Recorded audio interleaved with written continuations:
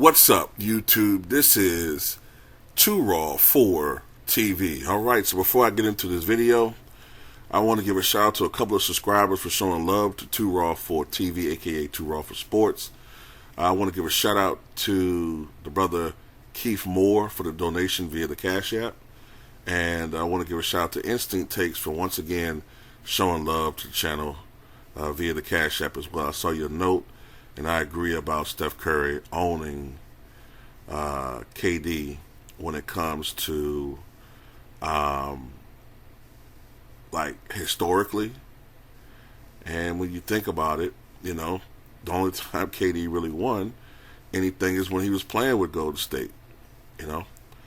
But anyway, much respect to you guys for showing love to the channel. So last week I did a video on Too Raw for Sports where I was just talking about, and the people in the comment section, we were talking about what Larry Bird may do in today's NBA, right? So in this particular video, and this was a request, I want to talk about Michael Jordan. What would he do in today's NBA? Now, there's really no right or wrong answer. There's no right or wrong answer. I mean, it's because so many different things you got to look at. You know, I mean, the game is different. It's a shooter's league. Jordan isn't considered a shooter, though I do believe he was a far better three-point shooter than he gets credit for. But at the same time, I actually think Michael Jordan would flourish in today's game in a lot of ways. I think the one thing that he would have to make an adjustment on is defensively. I think he would have to make some adjustments with his aggression, because one thing Michael Jordan said a couple of years ago is he thinks that either he would score a lot of points or he would foul out in 6 minutes. I think that's what he said.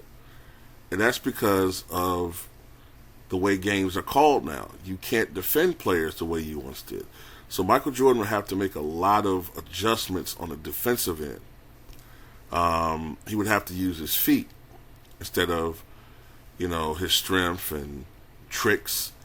You know, by tricks I mean sometimes, you know, position yourself defensively, but sometimes, you know, knocking the guy off stride, making things uncomfortable. You can't be physical anymore, or you're going to foul out.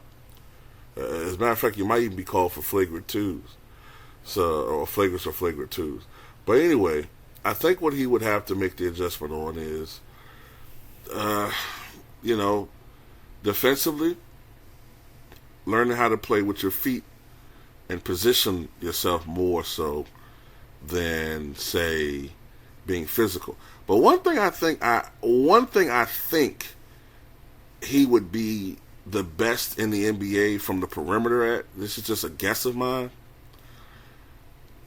I think he would be, ironically, amongst the league leaders in block shots. And that's not far-fetched, because one year, it might have been 86-87 or 87-88, one of those two seasons, Michael Jordan averaged like 1.6 blocks per game. Now, this is when this was a center-orientated league. And in that year, Michael Jordan averaged more blocks as a 6'5" guard than 18 of the 23 starting centers in the NBA at that particular time. Let me say that again. That particular year, Michael Jordan averaged more blocks per game than 18 of the 23 starting centers in the NBA. So I do think with chase down blocks, with his vertical leap and his quickness, I think he would get a lot of blocks. How many? I don't know. But I would, you know, because blocks are down anyway. But I do think with him, he would get a lot more blocks.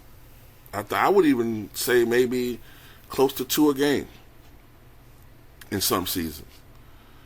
Outside shooting.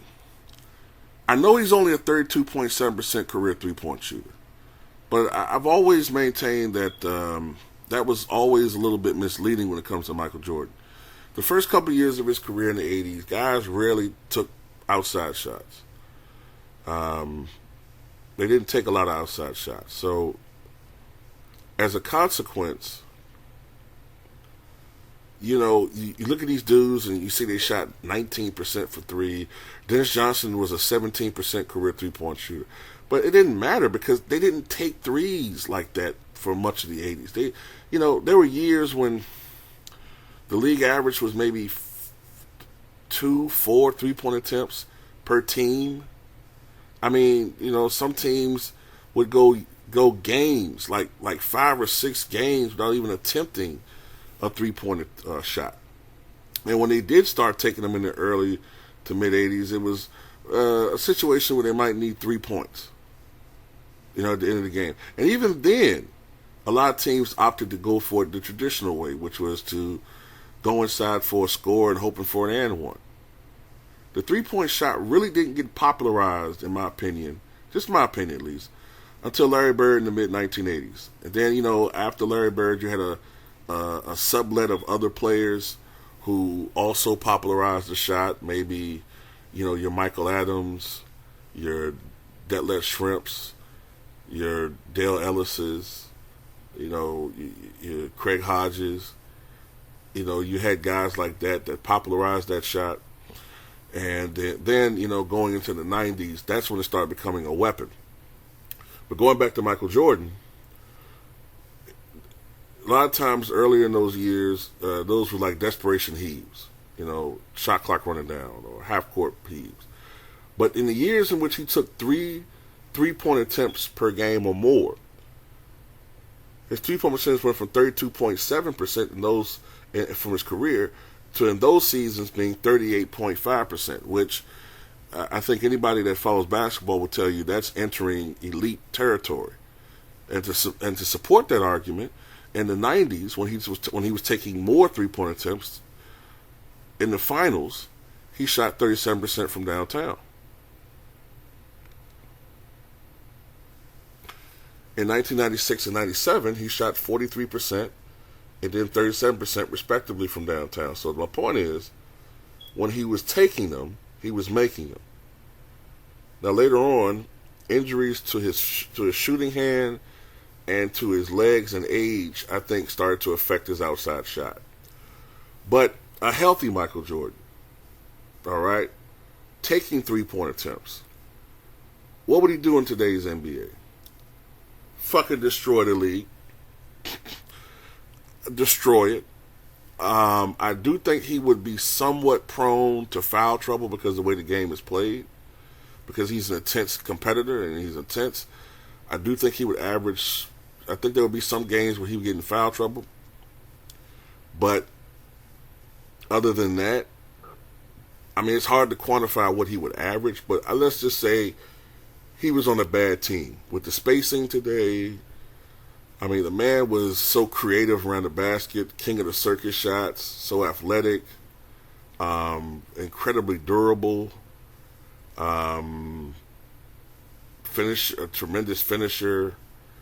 Man, I put it like this.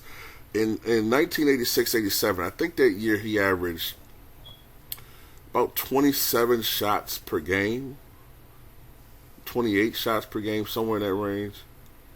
If he was shooting the basketball that much in this era where it's so much easier to score compared to the 80s, and the lanes could be wide open, man, I don't see... Look, let me put it like this.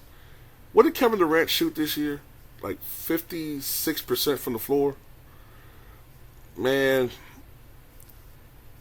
I would say Jordan would have seasons where he shot in his prime between 54 to 55% from the floor. He's a little bit smaller than Durant, but he would be more dominant. I think he would... Oh, man, I don't know, man. I think he would probably average...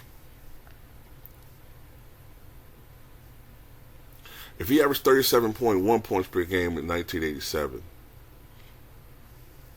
I would say, man, on a bad team, a really bad team where he had the green light to shoot that much, like he did in '87, I would say, man, 43, 44 points per game, maybe. Somewhere in that range, maybe close to 45. I really do. I think he would be that dominant. I think that he would embarrass the NBA that easily. When you see, and to add to my argument, if you have a 38-year-old man in LeBron James who clearly has some endurance issues, even at this stage of his career, right? You could see a market decline in LeBron's energy levels compared to just a couple of years ago.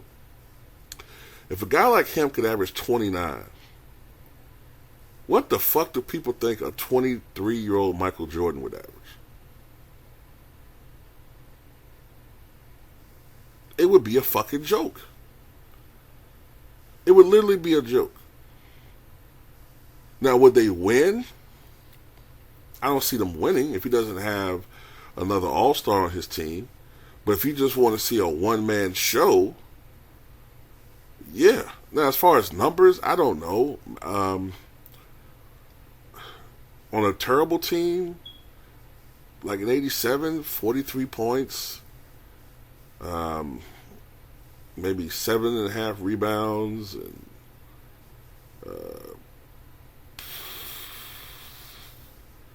5.5 assists, 2 steals, 1.8 blocks. Like I said, 53% shooting, 36% from downtown. And for some reason, I think he'd be a slightly better free throw shooter. I know he was 83% for his career, 84%. I think he'd be more around 85, 86%. I don't know why. I know he'd be in the 80s, mid 80s. But on a really good team, a championship level team, then I think his average would go down more to around 33, 34. I still think he would average more points than he did in the 90s on championship teams, but his efficiency would go way up. His efficiency, because with other stars commanding some respect from the defense, Michael was a very smart player. He would use that to his advantage, and his efficiency would go even further, like 58, 59% shooting, like shit like that. You know what I mean? And remember, when Michael Jordan played for the Bulls, he would often have to work to get a shot off, a good shot off. I know a lot of times when people look at photographs, it looks like he's wide open all the time, but that's because he was creating the separation with the fadeaway. But in this era, I don't know if he would have to do that often.